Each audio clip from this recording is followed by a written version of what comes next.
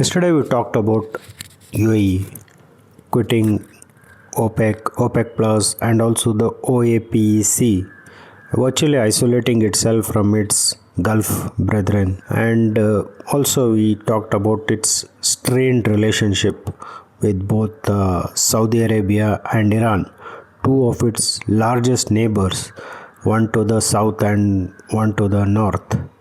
And well, this could be a dangerous situation, and that one sentence turned out to be very prescient, very prophetic, because hardly within a few hours we found that Iran had attacked UAE Fujairah port.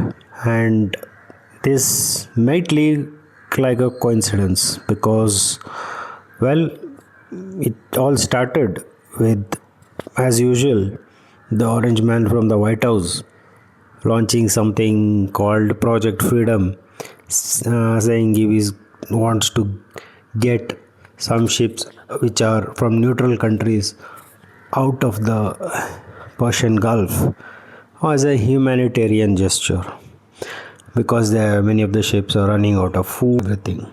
And he sent in a few ships to test the Strait of Hormuz locked down by Iran. And it so happened that Iran announced that it had countered these two ships which were trying to get into the Gulf by switching off their transponders or something. And it said that it had attacked them with missiles and drones and everything and made them flee. As if on a cue, like CENTCOM denied that any of its ships had been attacked. And then they themselves made the accusation that they had actually sunk a few Iranian fast boats, and Iran said, no, you haven't sunk any of your fast boats, you must have sunk some civilian boats which were carrying some cargo from Oman to Iran. So there's a lot of back and forth going on, mostly on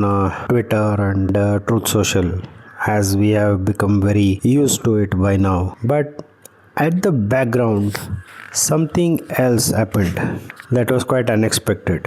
Iran announced a blockade of the Strait of Hormuz about 45 days ago when the war started. But yesterday, it gave out a map of where the blockade lines are. And to no one's surprise, the blockade lines are drawn in such a way that it locks down the entire UAE coast on both the left and the right side. Left side extends almost to Dubai, and on the right side it almost cuts off UAE at Fujairah, the port on the Gulf of Oman side. And why would they do that? Why are they targeting UAE especially? It was supposed to be like a group of countries. It seems like they've forgotten about everyone else, but now they are targeting UAE. And the question is why? Reason for that is what we saw yesterday. UAE isolated itself for the last few days from its Gulf neighbors, and it showed that not all was well with the Gulf community. They were not united together anymore. There was differences among them. Well, Iran saw the opportunity, so it released the map almost within a day of UAE isolating itself from all its neighbors.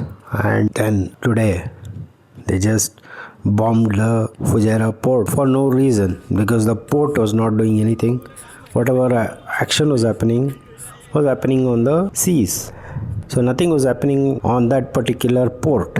So why did they attack that port? That is what I was thinking about when I said UAE, by isolating itself, has created a dangerous situation for itself, where there is an active war, paused, but it is an active war, and they just gave an opportunity, just showed themselves as the weakest link in the whole Gulf region. And Iran was just looking for such an opportunity to test where is the breaking point. Because during the 40-day hostilities, all the Gulf countries, they stood together. There was no infighting between them. But now there is. They find that one of them has broken out, and now they are being especially isolated for special treatment. And the special treatment is how it looks. This is how it looks.